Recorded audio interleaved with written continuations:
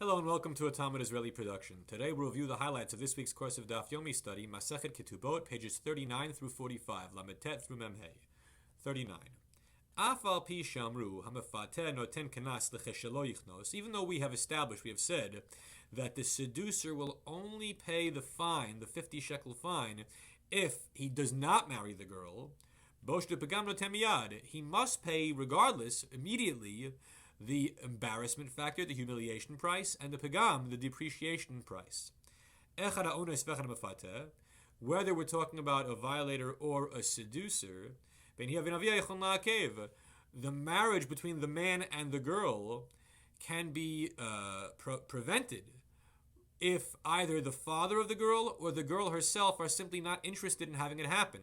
And if there is no marriage, then money changes hands. The kanas is paid. Daf Mem 40.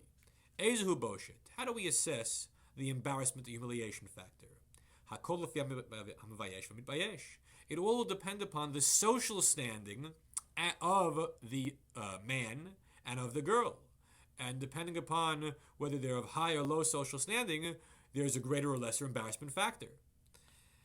Pagam, what about the depreciation of value? We'll assess the girl as though she were sold on the marketplace as a slave, as a maidservant. How much would she have fetched prior to this episode? And how much will she fetch after this episode? The difference between those two dollar values is the pagam price. And whatever dollar amount, shekel amount, kesef amount, which is mentioned expressly in the Torah as a fixed number, that number is paid regardless of the situation of the particular people involved. So the kanas remains the same. The boshet of the pagam can vary, can fluctuate depending upon the parties involved. Mem Aleph 41. Ha'omer ganavti, if a person says, I stole something, he can pay the principal back and has to pay the principal back on the basis of his own say-so, of his own admission. But he does not pay the kefil penalty, the double penalty, or the 4 and 5 times penalty on the basis of his say-so alone. For those kind of penalties, it has to be that witnesses come forward who can testify that so-and-so committed an act of theft. This is the general principle. Anyone who pays more than the damage which they actually incurred, that extra amount will only be paid on the basis of someone else's say-so, not their own admission. Mem Bet 42. Rabbi Shimon Omer, what happens if a girl did not yet have the opportunity to collect the money owed to her from the case of onus u'mefater, violation or seduction, before her father drops dead? Well, what happens now? Is the payment not made at all? Harei hen shelatzma. Well, we say the money goes to the girl. That even though the father never had a chance to collect, the collection is nonetheless eventually made, and the cash goes to the girl herself. Mem Gimel 43. Hame'areset bito. If a person marries off his daughter to a kiddushin situation, the first stage of marriage, vegersha, and she was then divorced, irsa, then she was betrothed again, and was widowed from the second marriage, ketubata shelo. He will collect the ketubah payment. He, the father, not the girl herself. Haishash hisia vegersha, but if he married her off completely, the nisu in the second stage of marriage, and she got divorced, hisia v'nitamala, and then he married her off again, and she was widowed, ketubata shela, she will keep the money of the ketubah in that case. Rabbi Yehuda Omer, Rishonah shela'av. Rabbi Yehuda says, no. In the first marriage of that girl who was married off completely with nisuin 2 times, the first ketubah will belong to the father. Amrulo, they said to Rabbi Yehuda, no, you're wrong.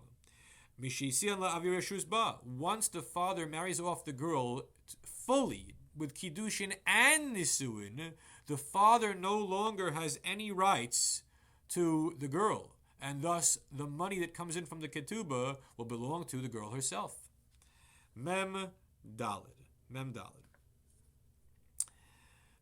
Amar Rabbi Yossi Bar Chanina, Hamotzi Shem Ra Le'toma Patur.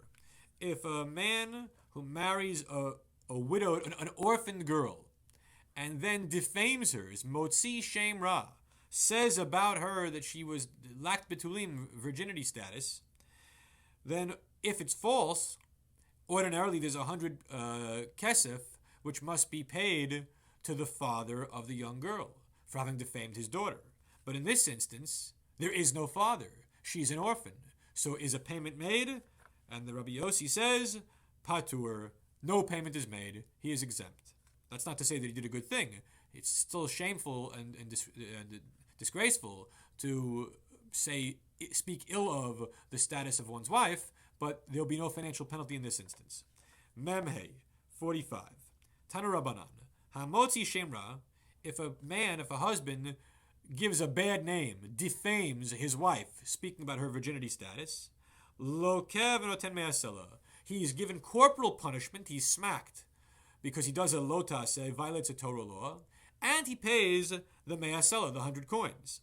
Rabbi Yehuda Omer Lolkot lo kem mikol makom. Rabbi Yehuda says, no matter what, regardless of the circumstances of the marriage, the corporal punishment will be imposed. However, me'asela, as for the 100 coins, which is going to the father, ba'al, if there was intimacy between the husband and wife, notain, then he has to pay the father. Lo ba'al, if there was no intimacy between husband and wife, eino notain, then he doesn't pay the 100. But either way, he's given the corporal punishment, the makot, because of the sin, the mitzvot lo ta'aseh, of giving a shemra, a bad name, to a girl in Israel. Everyone have a great week.